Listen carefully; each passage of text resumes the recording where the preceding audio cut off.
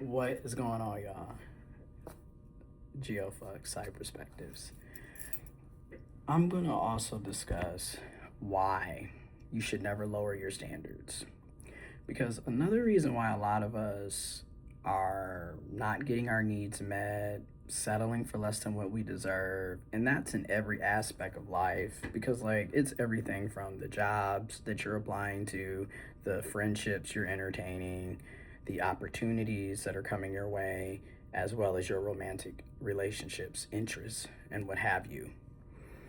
So, why I personally have had to learn, do not lower your standards. Lowering your standards in romantic relationships, in my opinion, typically feels like you're compromising or being patient. But what ends up happening in reality is that it's leading to resentment, one-sided relationships, on imbalance. It's not equal.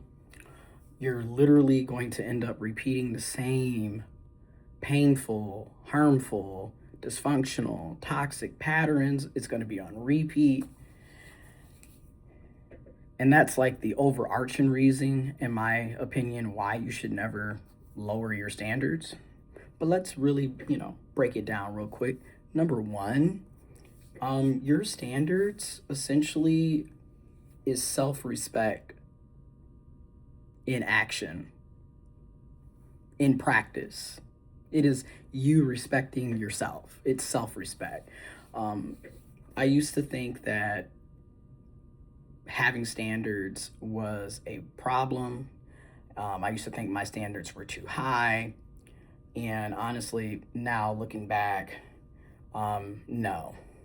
Standards aren't about being picky, they're about what you require in a romantic relationship in order for you to feel safe, valued, and fulfilled in that relationship. Hence why you have standards. And every time I've lowered them, it has not been a good thing. It has not been a good turnout. And basically, when I lower them, I'm telling myself what I need in order to be in a romantic relationship does not matter. Hence why I will not be doing that again, because literally you're denying your own needs when you lower your standards. And again, over time, it really messes up your confidence. It messed up my confidence. It also pretty much reinforce settling for whatever is given to me or whatever person comes my way. And it ends up being your baseline. I'm just settling because I'm lowering my standards. And when you lower your standards, you are settling. Number two, you teach people how to treat you.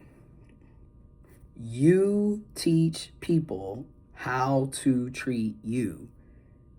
So again, having those standards, people typically don't magically rise to unspoken expectations. They don't magically rise to them. They meet what you're willing to accept. So that's why when people are like, oh, I don't really like expectations, I don't really care for standards. And that's because they themselves know they can't meet your standards and they're not going to meet your expectations. It's one to have expectations and then not communicate that. It's another when you have standards, which, when you really sit down and think about it, standards are boundaries in action as well as it being self respect. So, whatever you're willing to accept and you continue to go along with it is how that person is going to continue to show up and treat you. I'm living proof of it. I've experienced it more than enough times. So if I'm accepting inconsistency, lack of effort, emotional unavailability, that person is going to continue to behave that way, act that way, treat me that way. And unfortunately, it becomes the standard of the type of relationship that you have with that person. And it's not because I deserve to be treated less than, but it's because I'm allowing myself to be treated less than.